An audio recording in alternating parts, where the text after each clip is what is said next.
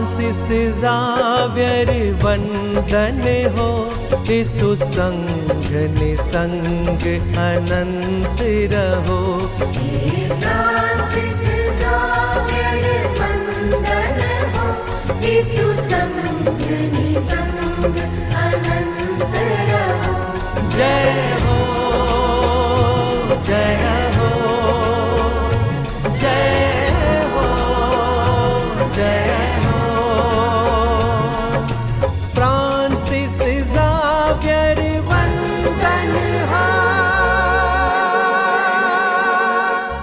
સંત ફ્રાન્સિસ ઝેવિયરની નવદિન ભક્તિના પ્રથમ દિવસનો વિષય છે દયાળુ ઈશ્વર જીવનનો ઘડનાર. જેમ માટી કુંભારના હાથમાં ઘડાય છે, તેમ આપણું જીવન પણ ઈશ્વરના પ્રેમભર્યા હાથમાં ઘડાય છે. ઈશ્વરે આપણું સર્જન એક ખાસ હેતુ માટે કરેલ છે, અને એ હેતુને સિદ્ધ કરવા માટે આપણો દયાળુ ઈશ્વર પ્રેમપૂર્વક આપણા જીવનને આકાર આપે છે.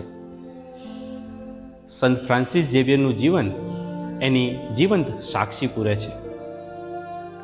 એક યુવાન શિક્ષિત વ્યક્તિ જે પ્રથમ તો દુનિયાની ખ્યાતિ અને નામના શોધતો હતો, પણ પછી ઈશ્વરનો સ્પર્શ થતાં તે માટી સમાન નમ્ર બની ગયો અને એણે કહ્યું, મારું જીવન તું જે રીતે ઘડ તે રીતે ઘડ.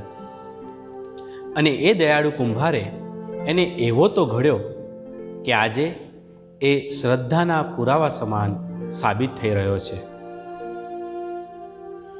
તો આવો સંત ફ્રાન્સિસની મધ્યસ્થી દ્વારા પ્રાર્થના કરીએ. હે દયાળુ ઈશ્વર, જે રીતે સંત ફ્રાન્સિસ ઝેવિયરે પોતાનું જીવન તમારા હાથમાં સોંપી દીધું, તે રીતે હું પણ મારું સર્વસ્વ તમને અર્પણ કરું છું. જ્યાં હું તૂટું ત્યાં તું મને જોડ, અને તું જે રીતે ઈચ્છે છે તેમ મારું જીવન ઘડ. હે પવિત્ર સંત ફ્રાન્સિસ, તમે રાત દિવસ જોયા વિના અસંખ્ય લોકોને ઈસુનો સંદેશ આપતા હતા.